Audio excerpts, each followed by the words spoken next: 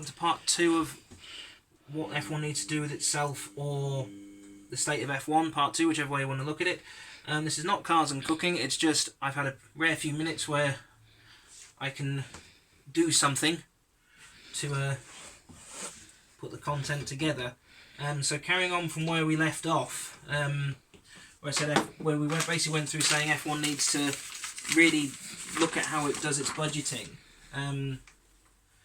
F1 needs to put the cost cap in place, needs to redo how it distributes the prize money and everything like that, and change of attitude and need to be willing to experiment.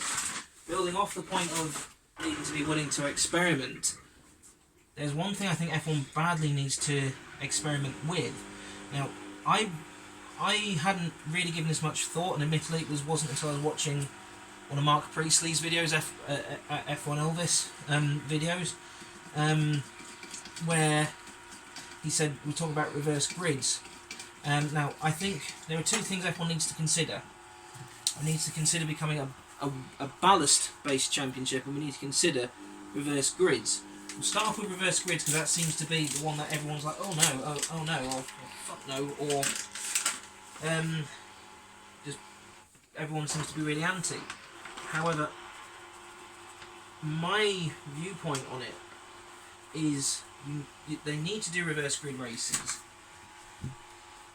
so then the front running teams can help develop cars that overtake. Because if you think about it, Mercedes and Ferrari and Red Bull, they build cars that run at the front, so then when they're in traffic they can't overtake. Now, unless you're, and that's pretty much how everyone builds their car.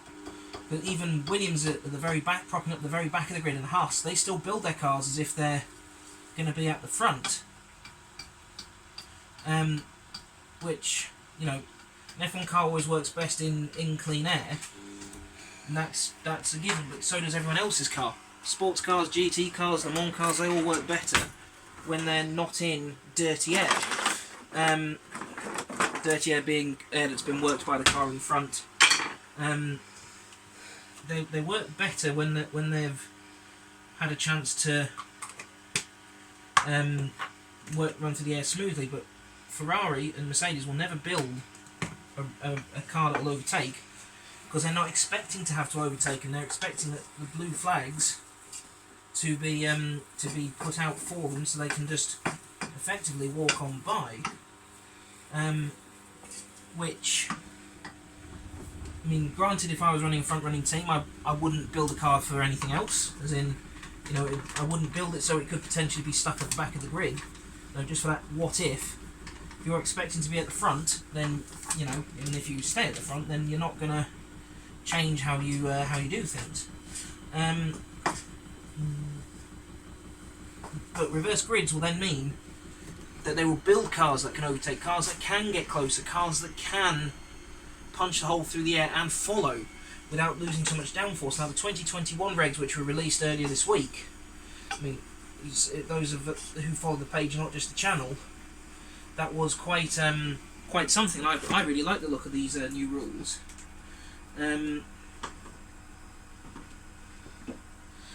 So I think we're in for something special with them. But there's still going to be the cars at the front. They're going to still be running through the air better than the cars at the back. So reverse grids will help with the resources that Red Bull and Ferrari and Mercedes would have to design cars that can overtake. It's like, right, then we'll see, remove this flick up, add this flap, change this the angle of this wing, and then you'll see cars that can start coming through the order like nobody's business. So I think they really need to look at that, even if it's a case of actually, you know what, that just ruined everything, in a case of like, you know what, at least we experimented. But I do think they need to really seriously consider it. The other thing I think they need to consider, and they do this in touring cars and they do this in sports cars, is they need to consider becoming a ballast-based championship. So by that, what I mean is, for those who watch World Touring cars, when a car who's in the lead a lot, say for instance last year it was the Volvo S60s, this year it's the Lynx Cyans, who've been in the lead quite a lot, and then in WEC, the Toyota LMP1 cars, sorry, that's just Thunderbird 1 taking off in the background, the LMP1 cars get ballast added to them when they're far too fast. Now, look at how much of a lead Hamilton has had, and how much he's been able to keep having. It's like, well, he's got the best. I appreciate he's got the best car, so he's going to run off with it. But it's like, if he's walking, if it's that easy for him to win, then he needs to have the ballast put back on. So, for instance, when he's had that huge string of wins, which is, I mean, as much as I want Valtteri as much as I want Hamilton to be taken out in the next couple of races for Valtteri to win the championship, I have to remain realistic. And to be honest, unfortunately, Hamilton's as good as won the championship. But imagine, for instance, when he won those 7 races on the bounce. Imagine by race 4 if they suddenly added another 10 kilos to his car. Like, okay, fine, you can still keep racing that car, but here's 10 kilos of ballast or something like that.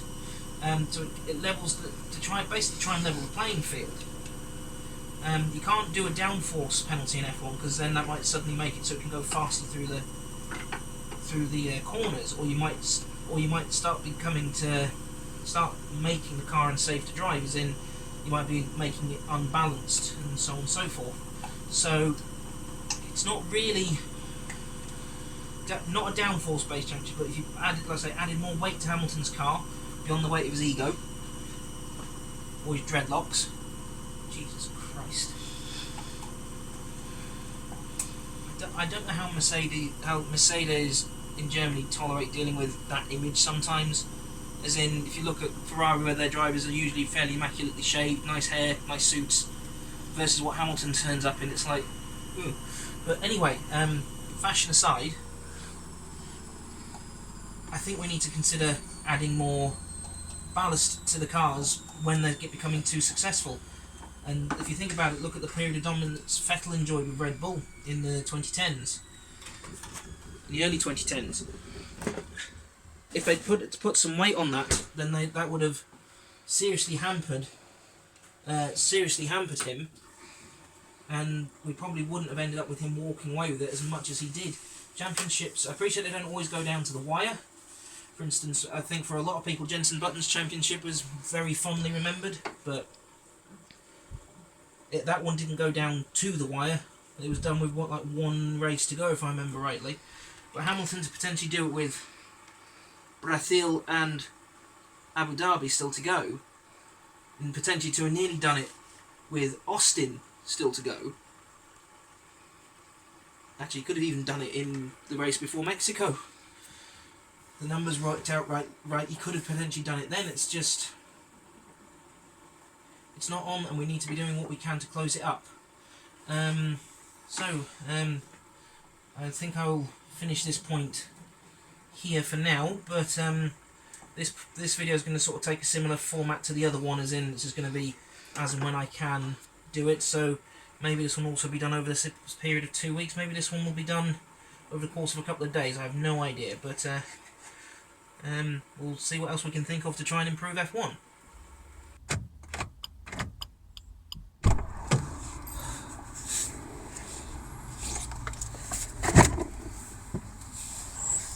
What a day. What a day. Day of training, a lot of time off the phone, essentially not quite slacking off, but you know, I guess you could say in some ways it's as close as you can get. I'm sort of going back to where it all started. I started at Santander on credit cards. I'm now going back in my current organisation back on credit cards. But another day, another dollar, another thing for F1 to consider. Now, one thing I think they need to consider, obviously we've gone through prize money and mentality change and reverse grids, and we've also gone through I'm trying to remember the point I was making when I was recording when Sarah was recording for me the other day. Can't remember exactly, but one thing I think F1 needs to maybe consider leaving alone, which from what I can see from the 2021 regs, looks like they have, which I think is a very good idea, is the engines. Now, don't get me wrong, the current breed of engines are extremely expensive per unit, but then again, they're expensive because Mercedes and Ferrari and Renault are selling them obviously they need to make money back to cover the R&D costs, but it's like, well, if you're selling them to try and make a profit, granted it's another revenue stream for the team, but the minnows and the Minardi style teams can't, or the new guys, or any new guys who want to look at coming in, just can't. Steering lock went on. I don't understand why this car does that sometimes. Anyway, that was just mid dash cam going on. But why do they need to be so expensive? Now, a lot of people would be saying, oh, you don't know what you're talking about, and like, bring back the V10s, bring back the V12s, and so on. You know, I don't dispute that the... Apologies, the microphone has just changed, because I've just turned my ignition on just to get some wipers on to see if I need any heaters on to go. So it might have to put onto me Bluetooth for my phone, for the car, but the current engine formula, I know, like I say, people say go back to V10s, go back to V12s, go back to V8s, and like, yes, it would have been more cost effective to turbocharge or supercharge the V8s we had. That would have possibly been a better way to go, but smaller with more displacement is the way to go. The automotive industry has gone that way, and as we covered in the video back to back, my car's a 1 litre 3-cylinder turbo. That Fiesta it was compared against was a 1 litre 3-cylinder turbo, and they didn't feel or go or sound like they were those 3 cylinders. The only time they ever sound and go like that is when you're in too high a gear, or too low of a gear, too high, too low, too high of a gear, I think it is, and there's just no pick up and go. But it's the way the automotive market is going, and now more people are getting on. They call them self-charging hybrids, which winds me up, but they're not self-charging. It all depends on how you drive them. Like Lexus, and I think the current gen of new VW Golf is going to be hybrid. I think the new Jimny, because I think they're not importing them for the next year, if my manager said correct, because he's put a deposit down for one. We reckon that's going to come back hybrid. I think this Booster Jet in this is going to come back hybrid. Ford are going hybrid with the EcoBoost and things. So it is the way it's going. You can't argue about it. F1 can maybe look at more diverse fuels, and there's a brilliant way James May put it on a Drive Tribe video. I'm not a massive fan of Drive Tribe myself, but there's been some really interesting content on there that I've seen recently, and he's just bought himself a Tesla, and he said, you know, take part in the experiment. We don't know what the right thing is to do. And it's like, in a nutshell, it's kind of what F1's got to do. F1 doesn't know that 1.6 V6 turbos is the way to go. In a couple of years, they might cut it down to 1.3 V6 turbos. They might go, well, we're going to go halfway and go actually to 1.9 litre V8s with twin turbos. You know, you don't know. In an ideal world, for me, as I said years ago in Build an F1 Team, it would be unrestricted engine layout, minimum 200 horsepower from electric, maximum 800 from petrol. That would have been about it. But as Mark Priestley has pointed out many times in his vlog, they would eventually converge into the same engine anyway. So if Ferrari found success with a 1 litre V5, for instance, I mean, that would probably blow up with the amount of power needed in F1, but okay, let's think. Let's say if they resurrected the 1.5 V12 from all those years ago, and likewise if Honda did the same, like did in the RA 105, was it 125, RA 205, something like that. That Honda and from the 60s, that sounded gorgeous. If that worked and was the most competitive package, you can bet your ass that Mercedes would do that, a Renault would do that, and a Cosworth or an Ilmor or Porsche or Polestar, whoever came in as a new provider, would copy it. So actually, you're better off being more prescriptive. And speaking of being more prescriptive, this is another place F1 needs to be more, and I think they're doing it, but it's being met with opposition to a point. F1 needs to be a bit more prescriptive in the rules, or in the parts. Formula E's found great success from everyone running similar parts, limiting the development in areas. WEC, they all have to use a standardised transmission or something like that. Now, I appreciate F1 is all about the engineers and the engineering, so actually it might not be the greatest idea to do something like that. But I think if they can standardise where possible, let's standardise the wheel gun, standardise the rims, standardise the crash structure in the nose, for instance, standardise the gearbox even. That would be the best way to go about it all, and that would cut some costs, and it would be the way forwards. Back on the engine front, the only other thing I think F1 needs to do, but I think this needs to be a development, not a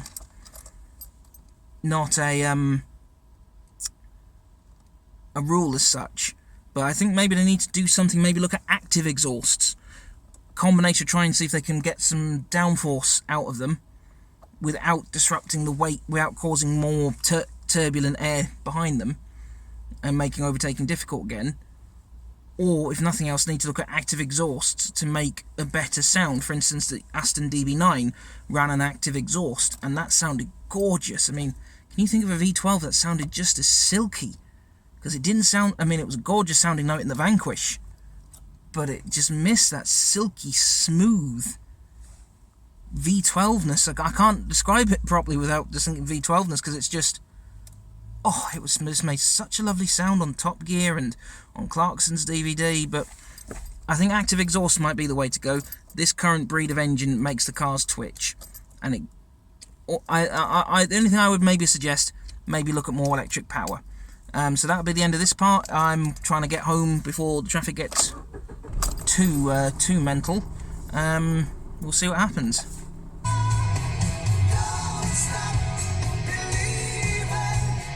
Good message for F1. See you later. So we now come to another part of the video. I've just finished work again. Seems to be the trend at the moment, but make do with what time you have available. So another part we need to discuss. Now, this is something that the 2021 regs are addressing, and I think this is long overdue for it to be addressed. I need to put my ignition on so I can get demisted a bit, because the car's misting up. Young drivers. Now, in the 2021 regs, young drivers have to get 2 outings a year at least. They have to get at least 2 outings per year. This is from the top team to the bottom team. Everyone has to have a go. I would propose a more radical change. Now, bear with me here, because I'm sort of coupling a couple of 2021's rule changes together.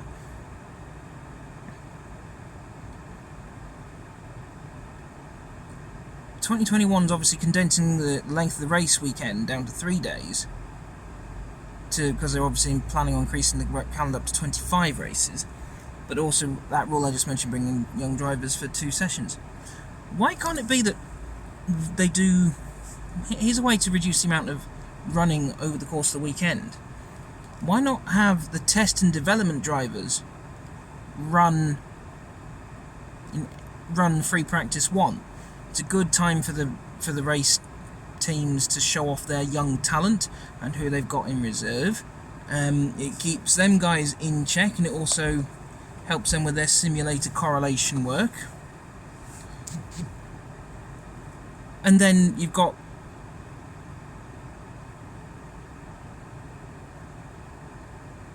fewer cars running round, because most teams will only have one test or development driver. They might have more than one potentially, but I'd say run session 1 with just 1 car, because it's a way to cut fuel, cut costs, cut parts. Just have 2 cars built up ready to go in case they have a shunt. And then free practice 2, keep that at its standard hour and a half. So keep all 3 practice sessions, but have practice 1 just be newbies. And I think that's going to be so good, because you might get some people who come rocketing through the ranks, or, oh yeah, they're great. Put them in an F1 car, and then they spend half their time stuffing it in the wall. It's not what you want. Also gives them track time, gives them exposure, teaches them how to work in F1, so that when they get dropped in F1, because essentially you are just dropped in, they know how to handle it a bit better. If you think about it, as much as I hate the man, Lewis Hamilton is a very good example of this. He'd obviously done well in the lead-ups, as in through Formula Renault and GP2 as it was known at the time, and GP3. He'd done very well in that. But then he was dropped straight in, bang, at McLaren. Now, McLaren could have easily built a dog, but it still doesn't matter in this scenario. He was then just dropped straight in to a dropped straight into a team, particularly if it's a top team you get dropped into. You then got all the extra sponsor events to deal with, the extra PR and publicity and things. Well, why not get the new guys in and introduced to that at a young age? Appreciate it might mean that teams have to rotate out their development drivers every once in a while, as in if they've got to compete, the guys have got to compete in other races. But say, for instance, Haas, that they're on about signing Kubica as a development drive, as a simulator driver. They've got I think it's Pietro Fittipaldi as a development driver as well, test and development and simulator. If they swapped out between those two, then Kubica could drive the Haas accordingly when Fittipaldi's got other commitments. And it's such a great way to keep people interconnected. You could also maybe even make a spin of it and make one session, or maybe even allow it so F1 teams are allowed 2 celebrity drivers in a year. And celebrity, that could be as in Mika Hakkinen wants to have a go, or Alonso's coming back for a test, or Valentino Rossi is coming across for a test, or Tanak, I think that's how you pronounce his name, the guy's just won the WRC, or Sebastian Loeb, or Buemi, putting him back in a... That is odd, that light went off and came back on. Or put Buemi in the car, especially given that he's a test driver and doesn't seem to ever drive the damn Red Bull. But, you know, it would be a brilliant way to do it. Great way to cut costs, and a great way to get the young talent on the board. And as is customary, I'm finished work, and I finished work. Car's all demisted. Let's have a kind of magic. Drive safe.